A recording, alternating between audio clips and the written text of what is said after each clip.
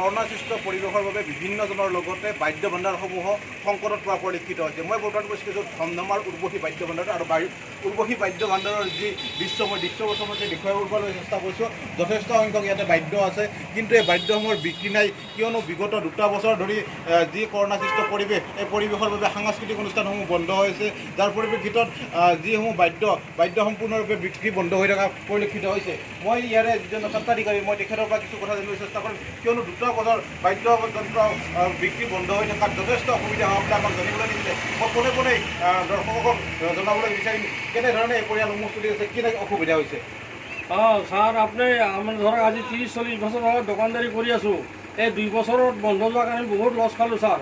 এতিয়া হিমন্ত বিশ্ব শৰ্মা ছাৰক অনুৰোধ জনাইছোঁ, আমাৰ পিনে যেনে অকণমান চাই, নহ'লে আমি চলিব নোৱাৰা হৈছোঁ একদম। বিক্ৰী বাৰ্তা কেনেকুৱা? বিক্ৰী বাৰ্তা একদম নাই আমাৰ, মানে বেচাখিনি নাইয়ে।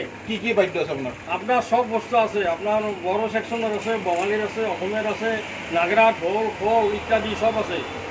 এইবিলাক বিক্ৰী বাৰ্তা মুঠে নাই, আমাৰ যাত্ৰাই নহয় একদম, এনেকুৱা অৱস্থা হৈ গৈছে আমাৰ। কেনেকৈ চলি আছে? এতিয়া কিবা কৰিহে ধাৰ ওপৰত কৰিহে চলি আছে আমি, কিবা কৰি ধাৰ ওপৰতে পুত দিয়া আছোঁ এতিয়া বৰ্তমান। নিশ্চিতভাৱে ক'বলৈ গ'লে যথেষ্ট সংকটত পৰিছে এই বাদ্য ভাণ্ডাৰসমূহ। চৰকাৰ বা বিভাগীয় কৰ্তৃপক্ষই এই ক্ষেত্ৰত কোনো ধৰণৰ গুৰুত্ব আৰোপ কৰা নাই বুলি জানিবলৈ দিছে। তেনে পৰিপ্ৰেক্ষিতত এই পৰিয়ালসমূহ এসাঁজ খাই এসাঁজ লঘোণে থাকিবলগীয়া হৈছে। যথেষ্ট ঋণ লৈ এইসকল পৰিয়াল পংগু হৈ পৰা পৰিলক্ষিত হৈছে। যি সাংস্কৃতিক এটা অনুষ্ঠান আছে, বিভাগ আছে, সাংস্কৃতিক বিভাগক আপুনি কি জনাব সংসদৰ? সাংস্কৃতিক বিভাগক কি জনাম, দেশতো পৰিস্থিতিবিলাক দেখাই বেছি। এই দেশৰ পৰিস্থিতিৰ কাৰণে বেচাখিনি একদম নাই। আমাৰ এই বাদ্যযন্ত্ৰ একদম মানে সব বস্তুবিলাক ফাঁচি আছে, বিক্ৰী বাৰ্তা নাই।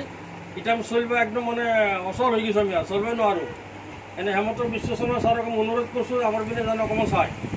নিশ্চিতভাৱে ক'ব লাগিব যে মুখ্যমন্ত্ৰী ডক্টৰ হিমন্ত বিশ্ব শৰ্মা ডাঙৰীয়াক আহ্বান জনাইছে যে এই বাদ্য ভাণ্ডাৰসমূহক চৰকাৰীভাৱে সাহাৰ্য প্ৰদান কৰক, নহ'লে এই বাদ্য ভাণ্ডাৰসমূহ নিশেষ হৈ যাব। এটা সময়ত যিসমূহ বাদ্য ভাণ্ডাৰে যথেষ্ট ৰাজ্যৰ বিভিন্ন প্ৰান্তত এই বাদ্যসমূহ যোগান ধৰিছিলে, কিন্তু সম্প্ৰতি 2 বছৰ ধৰি এই বাদ্যসমূহ যোগান ধৰিব নোৱাৰাত এইসকল বাদ্য ভাণ্ডাৰ সম্প্ৰতি বিকল হৈ পৰা পৰিলক্ষিত হৈছে।